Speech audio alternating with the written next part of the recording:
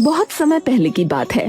पुष्पनगर नाम के एक राज्य में लाला नाम का एक गरीब लोहार रहता था। उसकी एक पत्नी थी जिसका नाम गंगा था और एक छोटा सा चंदू नाम का बेटा था। आर्थिक तंगी के चलते लाला की अपनी पत्नी से जब तक बहस होती रहती थी। आपसे ब्याह करके तो मेरे भाग्य ही फूट गए।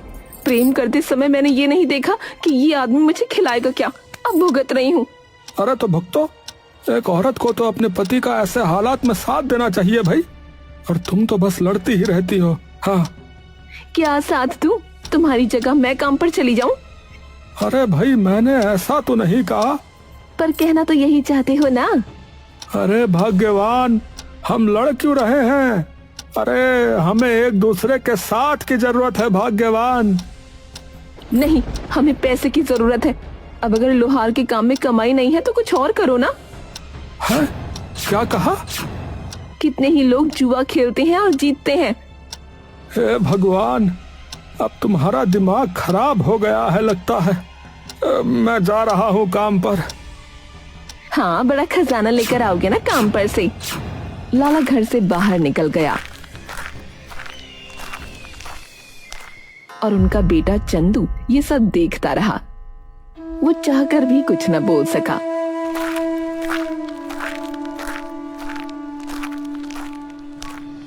उधर लाला ने चौक पर पहुंचकर अपनी छोटी सी दुकान जमाई।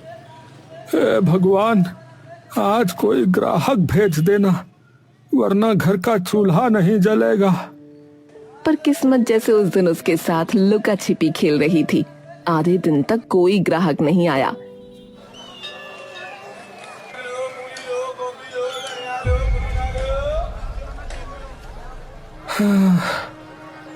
लगता है भगवान भी रूठ गया है मुझसे। क्या करूं अब? तभी दूर से एक आदमी चलता हुआ आया। आइए आइए हुजूर, क्या बनवाना है? दराती, कुल्हाड़ी, चाकू सब चमका दूंगा लोहे की तरह।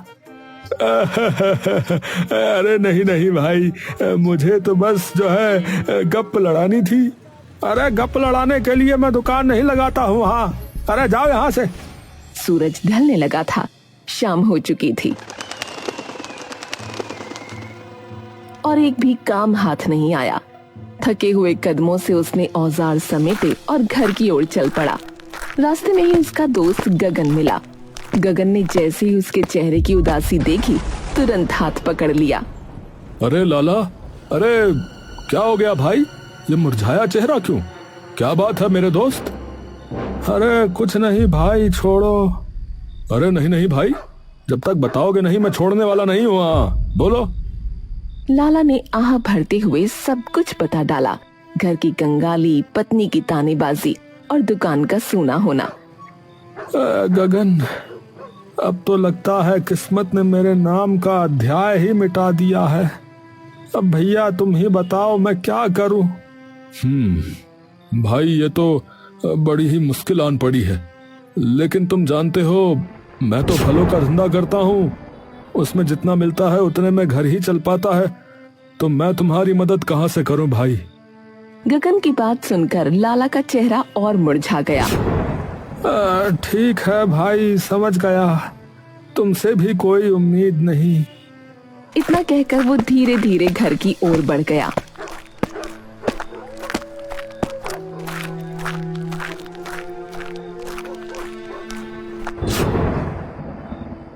घर पहुंचा तो देखा उसकी पड़ोसन माला उसकी पत्नी गंगा के साथ बैठी है और ठहाके लगा रही है। गंगा आंखें बड़ी करके उसकी बातें सुन रही थी। अरे बहन, हमारे घर में तो आजकल हर चीज भर भर कर आती है। सोने के जेवरात, रेशमी साड़ियाँ। मेरा पति है ही इतना कामयाब, दिन दूना रात चौगुना कमाता है। माला की बातें गंगा के दिल में खंजर बनकर उतर रही थीं। तभी लाला घर में दाखिल हुआ। माला ने उसकी तरफ देखकर बस मुस्कुराया और चली गई। देखा, औरतें किस तरह राज करती हैं अपने घरों में, और मेरे नसीब में तो बस तुम्हारी गरीबी लिखी है। बाकी पतियों को देखो और तुमको देखो, लोहार से शादी करके जिंदगी लोहा हो गई है। गंगा, दिन भर की थकान लेकर आया हूँ, अब और मत कोस। मत कोसूं तो क्या मालाएं पहनाऊं तुम्हें?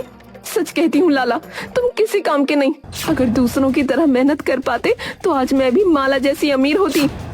इतने में छोटा चंदू जो कोने में बैठा सब सुन रहा था, दौड़ कर आया और माँ का आंचल पकड़ लिया। माँ, क्यों लड़ती हो? पापा पहले ही दुखी है, तुम क्यों उन्हें और दुख देती हो? हमें अमीर नहीं बनना, हमें बस एक साथ रहना है।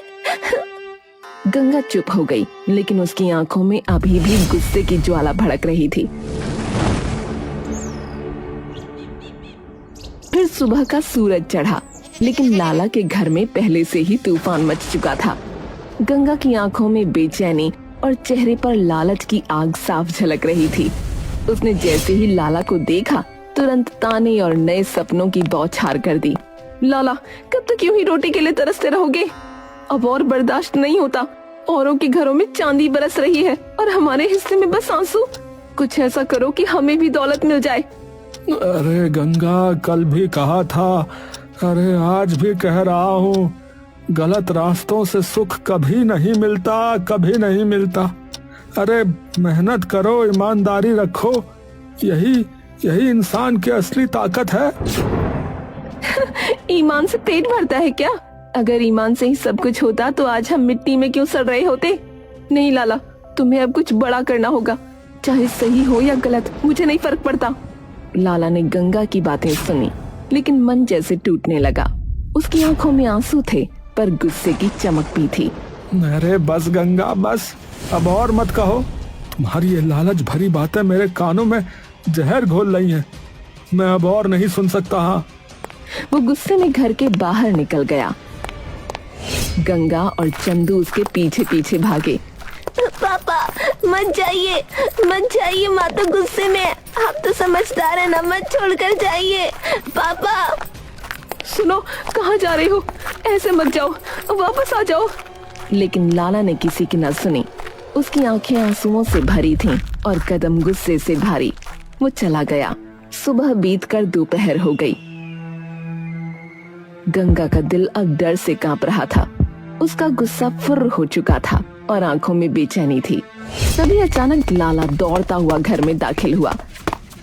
उसका चेहरा पीला पड़ा था, सांसें फूल रही थीं। अरे ये क्या हाल बना रखा है? ऐसे क्यों कांप रहे हो? उसने उसे छू कर देखा तो उसका पूरा शरीर तप रहा था। हे भगवान, तुम्हें तो तेज बुखार है, लेटो, मैं अभी पानी लाती हूँ। गंगा ने तुरंत उसे बिस्तर पर लिटाया, माथे पर ठंडी पट्टियां रखीं। उसकी आंखों में चिंता की लकीरें गहरी हो गईं। बताओ, आखिर हुआ क्या है? ये हालत क्यों है तुम्हारी? लाला ने भारी सांसें लेते हुए आंखें मूंद लीं और धीरे धीरे बोलना शुरू किया। मैं जंगल की ओर चला गया था। शायद मन की आग शांत हो जाएगी, यही सोच के तभी मेरी नजर जो है एक अजीब सी गुफा पे पड़ी। गुफा के द्वार से जो है ठंडी हवा आ रही थी और अंदर से फिर कोई आवाज गूंज रही थी। उस आवाज में ऐसा जादू था कि मेरे कदम अपने आप खिंचने लगे।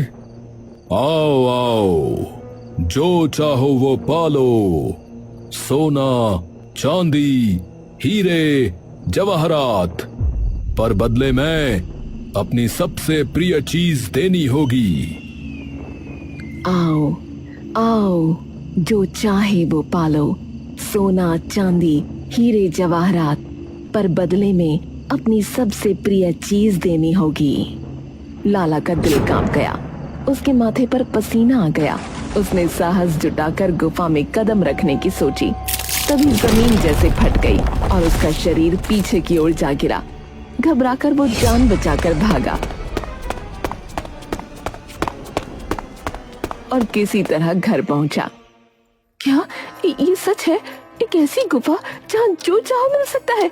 लाला, तुम मूर्ख हो, इतना बड़ा मौका छोड़ाए। ये तो हमारी गरीबी से निकलने का रास्ता था। गंगा, ये गुफा कोई वरदान नहीं है, बल्कि अभिशाप है, अभिशाप। ये माया है, अरे छलावा है। जिसने भी लालच में कदम रखा शायद कभी वापस ना आया। नहीं, ये तुम्हारा डर है। अगर तुम में हिम्मत नहीं तो मैं जाऊंगी। उस गुफा से सोना चांदी लाकर दिखाऊंगी। गंगा, लालच बहुत बुरी बला है। तुम मेरी पत्नी हो। अरे अरे मैं तुम्हें ऐसी मूर्खता नहीं करने दूंगा। हाँ, मूर्खता? गरीब रहना ही सबसे बड़ी मूर्खता है लाला। लोग हमारी हंसी उड़ाते हैं, हमारा बच्चा भूखा सोता है। लाला ने उसे रोकने की कोशिश की, पर गंगा की आंखों में अब केवल दौलत की चमक थी। अरे गंगा, समझो ये वही रास्ता है जो इंसान को खाई में ले जाता है। अरे वो सुख पाने का नहीं, सब कुछ खोने का रास्ता है, बता रहा हूँ। नहीं, मैं तो जाऊंगी, चाहे जो हो जाए।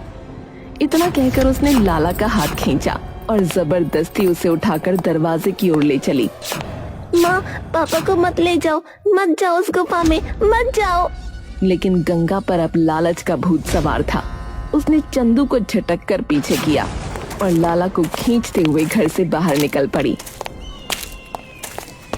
चंदू भी उसके पीछे भागा। माँ, पापा को कहाँ ले जा रही हो? मत जाओ। गांव वाले ये तमाशा देख रहे थे। कोई फुसफुसा रहा था। अरे लगता है गंगा फिर कोई पागलपन करने जा रही है भैया। हाँ, लाला तो बेचारा भोला है, पर ये औरत उसे एक दिन बर्बाद करके रख देगी, बता रहा हूं।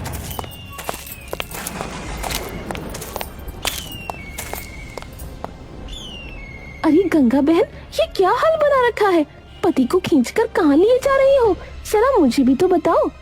माला, तू रास्ते से हट जा, मुझे बहुत जरूरी काम है। जरूरी काम? बिना मुझे बताए? हटो माला, सब बताने का समय नहीं है। और फिर ये मेरा घर है, मेरा काम है, तुम्हें क्या मतलब? माला मुंह बिचकाती हुई पीछे हट गई और गंगा लाला को खींचते हुए आगे बढ़ी।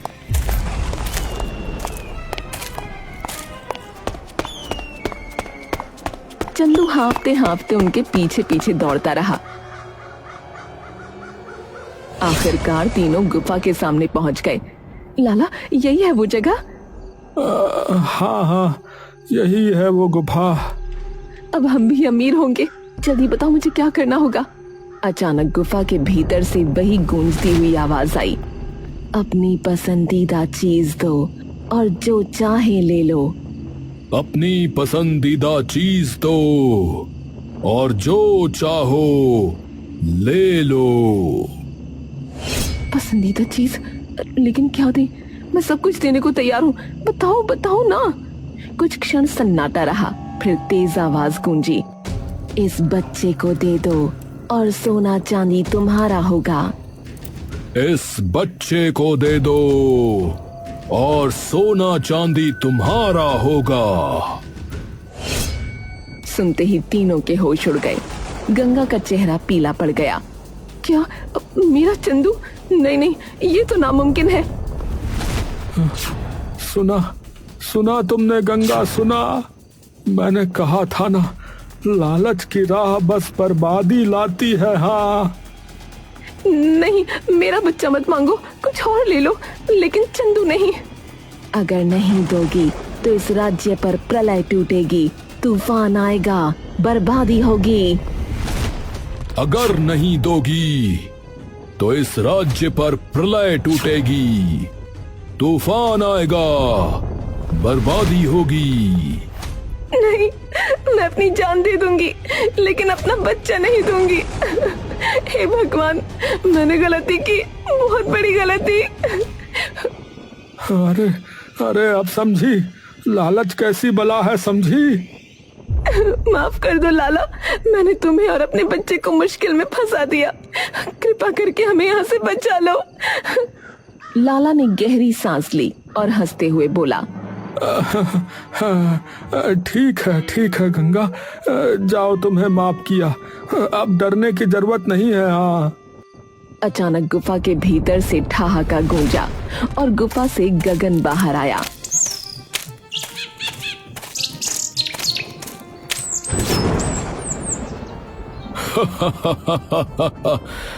कैसा लगा नाटक? अरे ये सब मेरी योजना थी। हाँ, जब लाला मेरे पास आया तो तुम्हारे लालच की बात बताई, तो मैंने ये छलावा रचा, ताकि तुम्हें सबक मिल सके। हाँ, तुम दोनों ने मेरे साथ छल किया, बहुत बुरे हो, लेकिन सच्चाई यही है कि तुमने मुझे ही सबक सिखा दिया। अब समझ आ गया, लालच इंसान का सबसे बड़ा दुश्मन है। सब थोड़ी राहत की सांस ले ही रहे थे कि तभी अचानक पास के एक पुराने पीपल के पेड़ से भारी आवाज गूंजी। मुझे बाहर निकालो, वरना पूरा राज्य समाप्त हो जाएगा।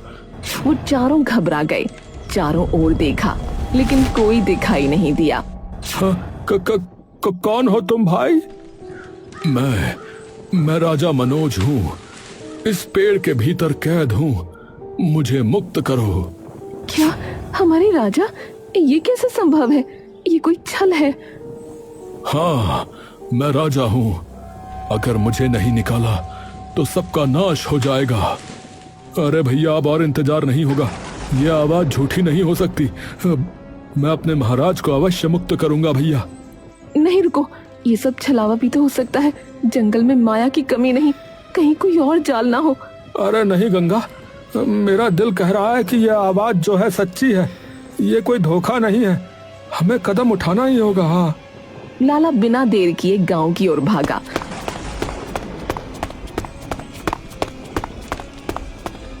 और 2 कुल्हाड़ियां उठा लाया। एक गगन को थमा दी, दूसरी खुद संभाल ली।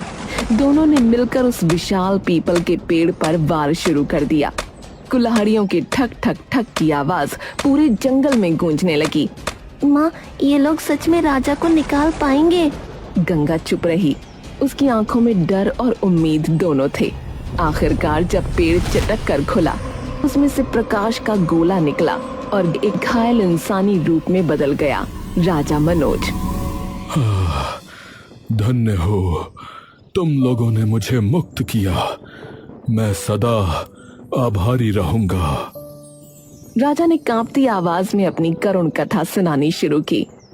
मेरे जीवन की सबसे बड़ी पीड़ा थी कि मेरी कोई संतान नहीं थी। मैंने अनेक उपाय किए, यज्ञ, व्रत, तपस्या, पर सब व्यर्थ। तभी एक दिन एक साधु महाराज मेरे राज्य में आए। उन्होंने कहा कि राजा, यदि संतान चाहते हो तो इस पीपल के पेड़ के नीचे अकेले पूजा करो। राजा भोला बनकर अकेला पूजा करने चला गया, पर तभी वो साधु आया। अब मैं तेरे राज्य पर राज करूंगा, तेरा राज्य मेरा होगा।